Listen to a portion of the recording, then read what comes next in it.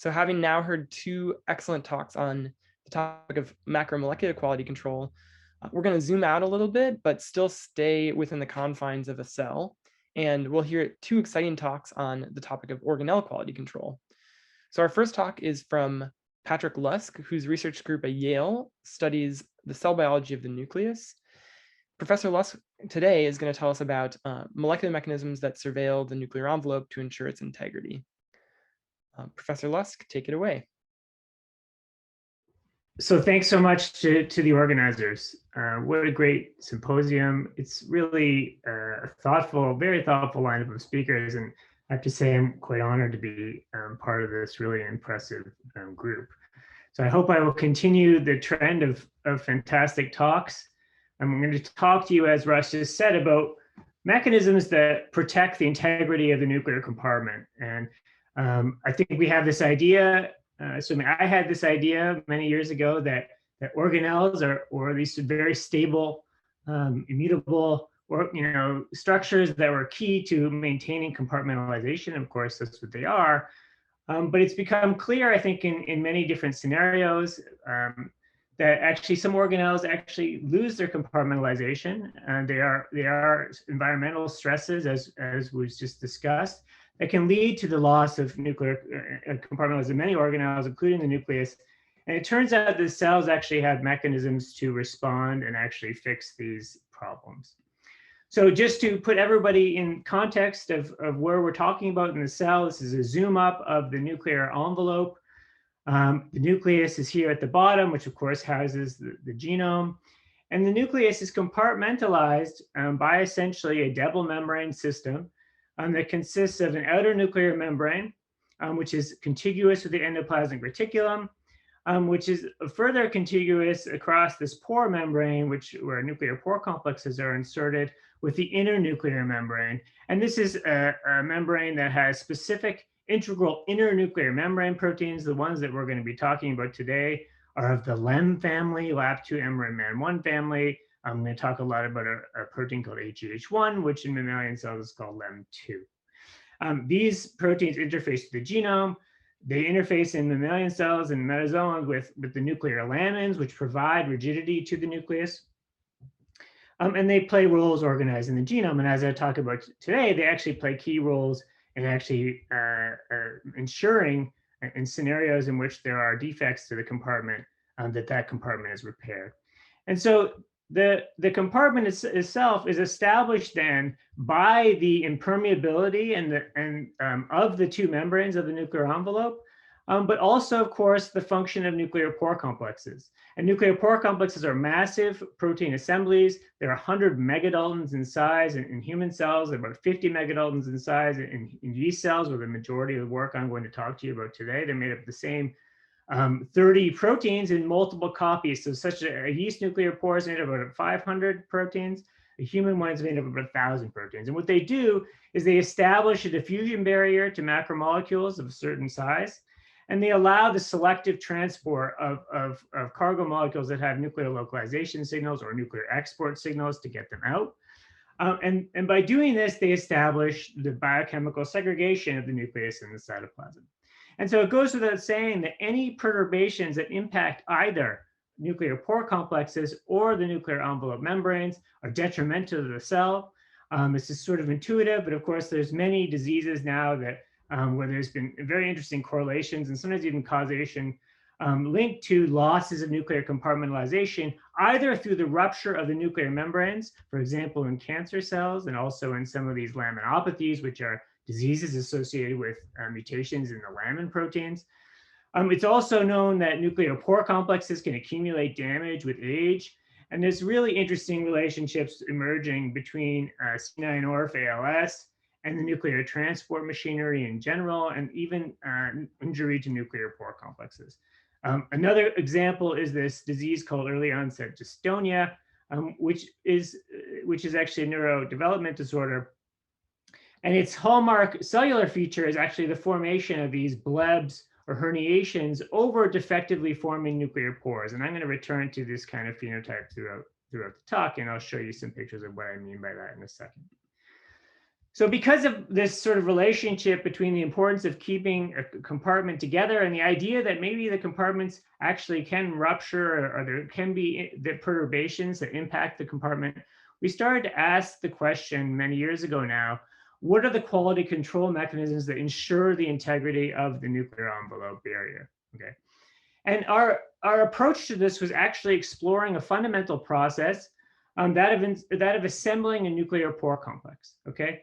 And so, as I just mentioned, the nuclear pore complex is absolutely massive, but it's assembled into this double membrane system throughout an interphase in all eukaryotic cells, but in budding yeast, which doesn't undergo an open mitosis, so the nuclear envelope is always intact. It always undergoes this form of nuclear pore complex biogenesis. And so essentially what nuclear pore biogenesis is poking holes in the nuclear envelope. And a budding yeast will put in a pore about once every minute. And mammalian cells, you can literally insert thousands of nuclear pore complexes during a given interphase. And so what you're doing is poking holes, right? And so we thought, well, this has to perhaps go wrong on occasion. And if it does go wrong, there must be consequences. So are there potentially pathways that actually surveil this process? And our understanding of nuclear pore biogenesis, so you move left to right here, is sort of a putative timeline of how this actually occurs. This is based off of data from several groups over many years. There's still lots to understand, but essentially it's thought to begin at the internuclear membrane, remodeling of the internuclear membrane, such that there's some sort of curvature and sort of a pushing out of the internuclear, evagination of the internuclear membrane, which ultimately leads, and which is probably the key event here, to the fusion of the inner and outer nuclear membranes, which actually form a whole. And through a series of papers over the last, since I guess 2014, so I guess the last 10 years we've been working on this, we proposed this model where essentially this process, when it goes awry, that it leads to the recruitment of a surveillance machinery and a repair machinery called the ESCRTS machinery. The endosomal sorting complex is required for transport. Many of you might be familiar with these proteins. There's many of them. They're most understood in the endosomal system, but now they've known to function throughout the cell. And essentially what they are is a membrane remodeling and fission machinery. And so what they do is that they can be recruited, or the hypothesis is they're recruited to these sites, whether you have a hole that isn't fully formed, that's lacking a functional nuclear pore. And what they do is they form these spiraling polymers and they cinch membranes together. And we anticipate that this actually is antagonistic to the normal biogenesis of nuclear pores. It actually pushes the reaction back, in this direction. And it gives time then for the cell either to clear the aberrant protein assemblies, or actually seal off, or actually give it time to actually make the nuclear pore correctly, so that when you form a hole, you have an effective diffusion barrier, which allows the compartmentalization to be maintained, and you actually form a normal nuclear pore. The key components of this pathway are an escort protein called chimp7 in higher eukaryotes, and an integral internuclear membrane protein called HEH1 in yeast, otherwise known as LEM2 in higher eukaryotes. There's several data to support this model. I can't go through it all today. A key one, obviously, is that chimp7 is recruited to the nuclear envelope when you inhibit nuclear pore assembly. When you trigger this pathway, and particularly in genetic backgrounds where you are unable to form a fully formed nuclear pore, for example, in an upwind 16 knockout, or this other genetic background called AP212, it doesn't really matter. You get these really striking phenotypes, which are shown in this video here, or this tomogram of this in this case, an upwind 16 knockout, where you observe these really remarkable herniations along the nuclear envelope, which extend from sites of NPC biogenesis, or in this case, defective NPC biogenesis. And we're looking from the nucleus into these holes. These are about 100 nanometer holes. These are the size of nuclear pores. And you're looking into the lumen of these blebs. And this is a phenotype that, again, is associated with this disease phenotype of early onset dystonia. chimp7 is required for the viability of strains that have this, suggesting it plays a protective role in these backgrounds. And it's also required to maintain the integrity of the nuclear compartment in these genetic backgrounds. Okay. So our work on exploring interphase nuclear pore biogenesis and the implication of escorts in this pathway was actually occurring concomitantly, actually, with several other groups, most notably Harold Stemmark, Jez Carlton, and Adam Frost, who are actually exploring another physiological event that requires the same set of proteins, and that's the reformation of the nuclear envelope at the end of mitosis during an open mitosis. And essentially, escorts play a role there in sealing these very small holes. It's also shown by Jan Lammerding's group and Mathieu Piel's group that under pathological scenarios, where cancer cells, for example, are migrating through constrictions, that they're actually ruptures of the nuclear envelope. And these nuclear envelope ruptures can be repaired by this same machinery, these escort machineries. And the point being here that there's both physiological and pathological scenarios in which escorts actually do the same thing, seal these nuclear envelope holes. And so the question actually became a little bit bigger than just nuclear pore biogenesis. And the question we started to ask actually was essentially, well, what's the common theme among these scenarios was that the escorts seal a hole. And so the question became, well, how does this escort machinery recognize, say, a defectively forming nuclear pore that would lead to this sort of hole in the nuclear envelope? How does it know to go to those locations in the nuclear envelope? And we started exploring this essentially by examining, as cell biologists and protein biochemists do, by simply looking at the structure, at least the primary and secondary structure of CHIM7, which is a very unique escort. It has an escort 2-like fold at its end terminus, and an escort 3-like fold and a structure, a predicted structure. No one's solved the crystal structure yet at the C terminus. And this is the part that really forms these spiraling oligomers. But simply by comparing these sequences to other known escorts, several sequence elements stuck out. The first was the fact that there was a putative nuclear export signal in the C terminus of CHIM7. The second one was there was this very interesting hydrophobic insertion, which wasn't present in other escort 2-like molecules, but seems to be specifically present in CHIM7. And this could be modeled as an amphipathic helix. We've made mutations in both these domains, and I'm going to go through some of the data to support what they actually do.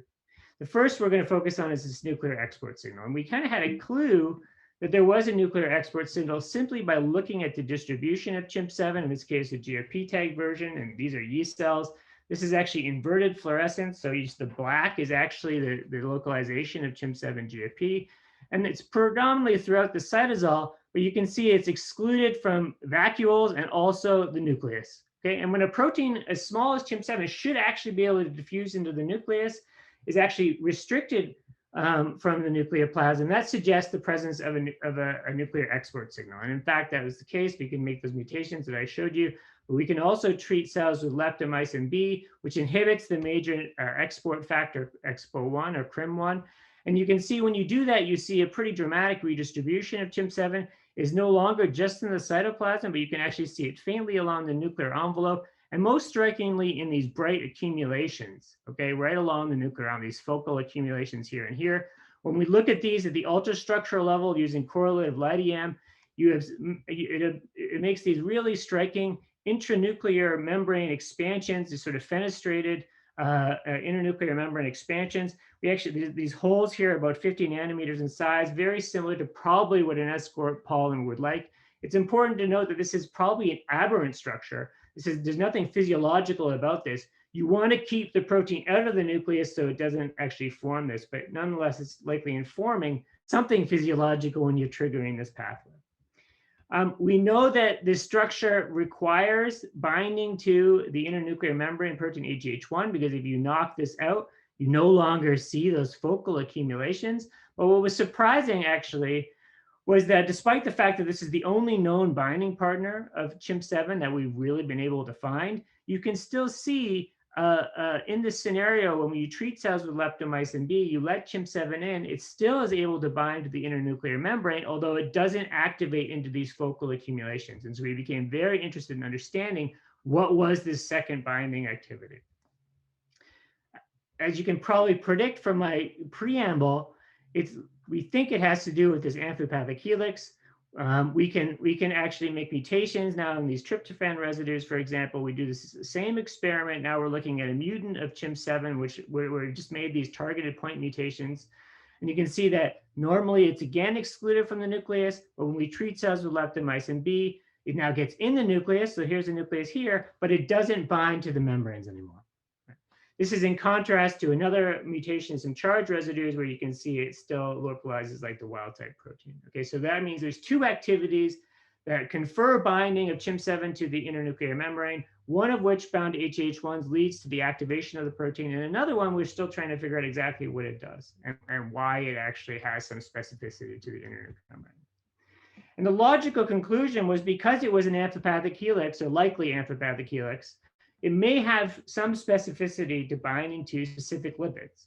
And so we started to investigate this, and we did this in collaboration with Barbacciani's group at the University of Sheffield, and examined essentially a profile of lipids immobilized on a lipid strip and asked whether or not they could bind to either GST or recombinant GST CHIM7, essentially doing a Western blot on of lipids.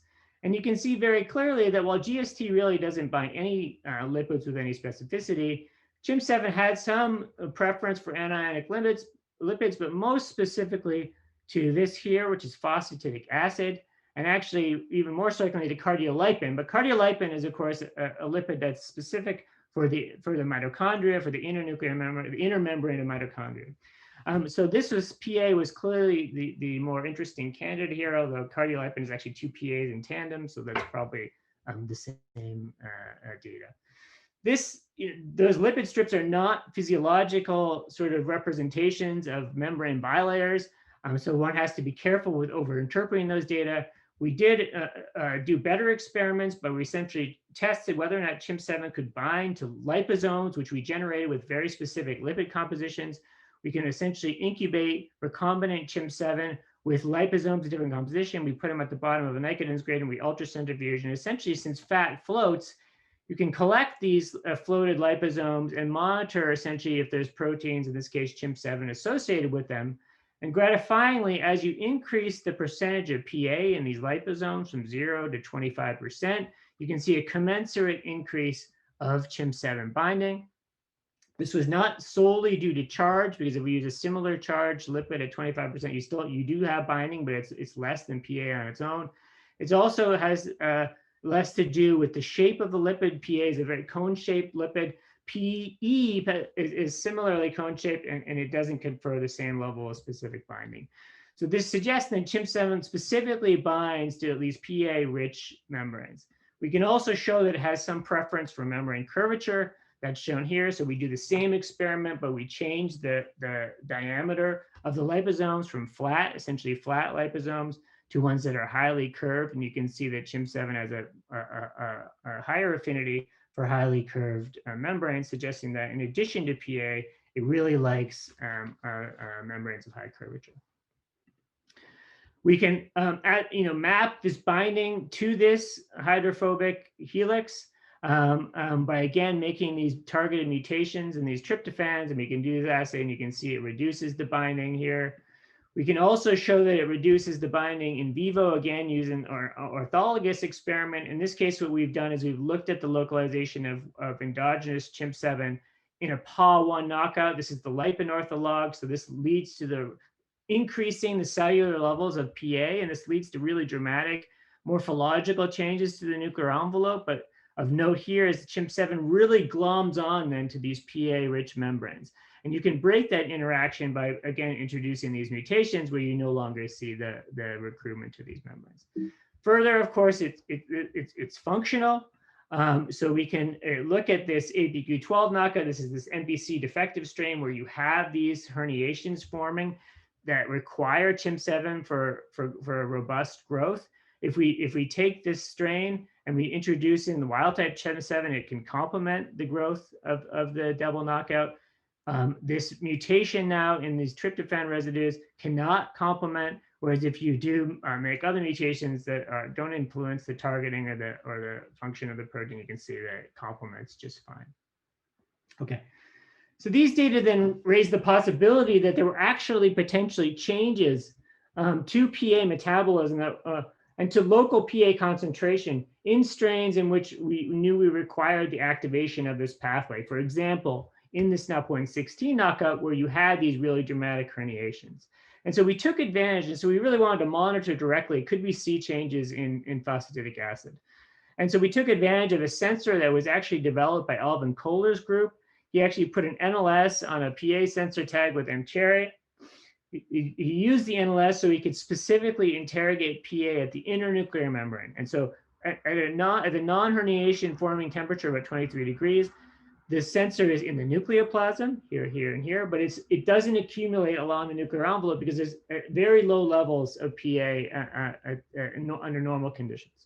When you shift temperatures to 37 degrees, this really leads to an inhibition of assembly in these strains, and you get the formation of these herniations. You can see you have a really dramatic change in the distribution of this PA sensor. It now appears in these focal accumulations along the nuclear envelope. It's specific for the sensor. It's, for example, a DAG sensor, a diacylglycerol sensor, does not have the same change in distribution. It's also not dependent on temperature. Obviously, we did all those important controls. So this suggested that there are changes to PA metabolism that occur in these strains that could lead to local domains of PA being generated. And we were curious, obviously, to know if these focal accumulations actually represented these herniations. And so to test that, we turned to a correlative light and EM approach.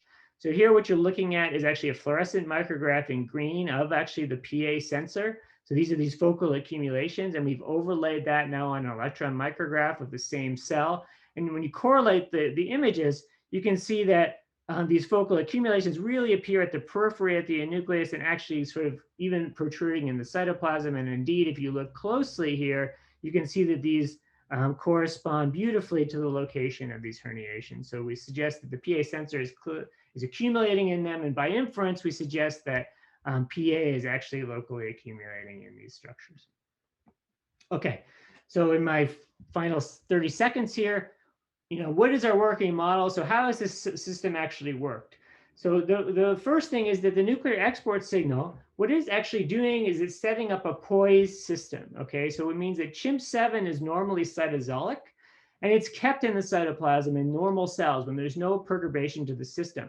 It can leak into the nucleus, but it's rapidly exported by exportin 1, okay? And that keeps it out of the nucleus and keeps it away from HEH1. HEH1, of course, is synthesized in the ER, but it's actually transported to the internuclear membrane very efficiently. And work that we did as postdocs, I did as a postdoc, showed that HEH1 was actually very unique, and it actually uses an active transport system to get to the internuclear membrane, which is unique to internuclear membrane proteins more generally. And the reason is because we want to have tight control over the interaction between HEH1 and CHIMP7, because we do not want these guys meeting, because if they do, they form these crazy changes to membrane morphology. But of course, we want them to come together when they need to fix a membrane hole or fix a nuclear pore. And so that's what we think happens is when you have an aberrantly formed nuclear pore, when you have then a rupture of the nuclear envelope, this increases the likelihood that CHIMP7 and HEH1 are going to come together and leads to the activation of this pathway. PA plays some role here that we're trying to figure out. We're busily reconstituting these interactions in vitro. So our preliminary to support the PA actually reinforces this, probably an early signal, and actually is needed actually for the interaction of HEH1 and CHIMP7, which leads to the actually opening of this and the formation of these polymers.